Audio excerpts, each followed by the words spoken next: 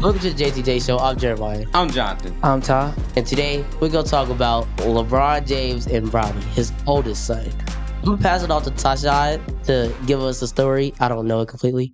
There's a website that a couple of top coaches said that Bronny James will not be NBA ready for about 2 or 3 years. And even when he does get NBA ready, he will not be an elite player as his dad was. And I think the biggest thing is that people keep on comparing him to his dad or to his brother and not really examining his own skills. He's not a bad player. He drops 30 balls probably a few times more than your average high school player does. But you gotta look at it. His dad was averaging 32 points per game, about 32 points per game, 10 assists or rebounds. 10 assists and about 7 rebounds. Bronny is averaging 12 points, 6 assists and 4 rebounds. But LeBron James was a generational talent. Exactly. There's not many generational talents left. Like, we can look at Victor Wembanyama because he's pretty big right now, 7'4", overseas player. We can look at him, but he's 7'4". Who's else 7'4" playing like Steph Curry? I don't know. And I think that big thing about Bronny is that he might not be like his dad, but he's still that doesn't take away the fact that he's not a bad player. Yeah. He might not be like a superstar and no star on nobody's team, but he can still be an asset in the NBA. And I feel like the big thing with LeBron, he was 6'6". And I think his height went to his youngest son, Bryce. Yeah, because he's 6'6". Yeah. Or it was something in them tacos, because there's no way you go from 5'10" to 6'6". Exactly. In 1 year. That's crazy. And he's 15 at the same time. Exactly. Something was in them tacos. Exactly. I need to be in them Taco Tuesdays. I'm trying to be 6'6". Exactly. Them tacos. But Bronny he's not a bad player. I was watching some highlights. He's he's athletic. He's shifty. Yeah. He can be a good point guard if he goes to the right team. But if you look at other NBA players in high school versus Bronny's game in high school, it's like two completely different ball games. But then not saying that he's bad, but because he will cook an average high school player. He will cook a player like me or you because we're both on a basketball team. Yeah. Even though we're not bad, but he'll cook an average player. Yeah. But he won't cook another NBA ready high school player.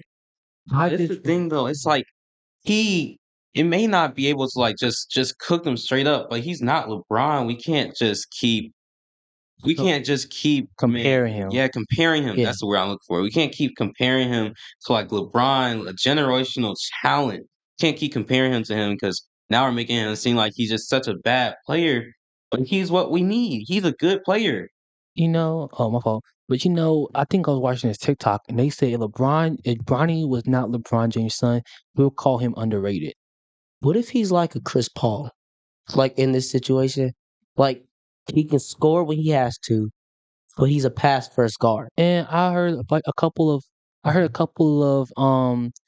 people say that when LeBron James was playing, he wasn't real flashy with it. No. He just needed to do what he needed to do to score. And that's why I saw on some of the highlights. Bronny does what he needs to do to score. He does a lot. That's what a lot of high school highlight tapes and mixtapes were doing. They were real flashy.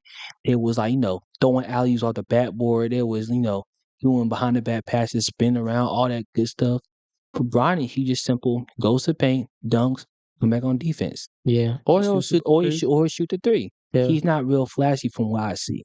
And something that also really matters. It doesn't matter specifically how great you are, but how well you can make the team. Exactly. If you can make the team win, that's all that matters. Yeah. It doesn't matter if you're the generational talent like LeBron. If you can make the team win, do what you need to do to make the team win, that's all that matters. People saying oh, he's not like LeBron or he's not I think his brother's going to be, he's probably going to be an off the bench player when he goes to NBA. They always want, I think a lot of people say, well, he can't take the game over. He can't change the game around and make it, a certain game, make it his. That's not necessarily needed. I just play Chris Paul And it's like play like that they're floor generals. They can control the tempo of the game. You don't need a player that's going to score willingly all the time. I feel like Because now though, my bad for cutting you go off, ahead. but I feel like now people, since like you see how players are starting to come up now, like we got Ja Morant, we got Luka, we got players like that are just taking over games. Mhm. People are starting to come to expect now, if there's gonna be a star player, I want him to be able to take over the game. They want them to be scorers. Yeah, But what people that's what are I got. That's what I'm feeling. Cause but like, yeah, and you think about it, if Bronny is a off the bench role player, that's not necessarily a bad thing. no, Because that's what most championship teams need. Think about the Warriors, for example. They have roles. Most of your Yeah. championship teams have roles. Your Chicago Bulls had roles. You had your star player, your top scorer, had your defensive maniac, and then you had your rebounder. yeah. You have people that have roles, and it's okay to be a role player. Because if they didn't have you, they would not be in the championship. Your position counts. You know, it's like Draymond Green. Yeah. They need him for the Warriors. He knows where to get everywhere where they need to be. Steph Curry needs him. Like everyone needs him. He's an emotional player. He knows where to put everyone where they need to be. He's perfect for the Warriors, and he's pushed them to make a lot of championships. Everyone knows how to do their roles, and all of them. It's just it makes the Warriors a great team. You That's know, what made them so this dominant. kind of reminds me of the Lakers right now. Like currently, as we speak, this reminds me of the Lakers. Because like if we think about it, we got Russell Westbrook, LeBron James, Anthony Davis, all of them, 3 scorers. 3 big scorers. They And had to figure a way to work that out. So they can't work it they out. can't work that out with 3 big scorers. LeBron James wants to handle the ball. Russell wants to handle the ball. You can't have 2 ball handlers that both call for the ball at the same time. That's why I liked it when they got Patrick Beverly because he's their defensive leader. So they started Pat Bev at guard, and they brought Russ off the bench. That way, Russ can handle ball when he with his team, exactly. and LeBron can carry his team. Yeah, I feel like and back to Bronny and LeBron. LeBron James is a generational player. Cool. He can control it. He can do everything that is all around talent. That's okay. But his son might not be as good as him, but it does not mean he's not good. And I feel like it's all good.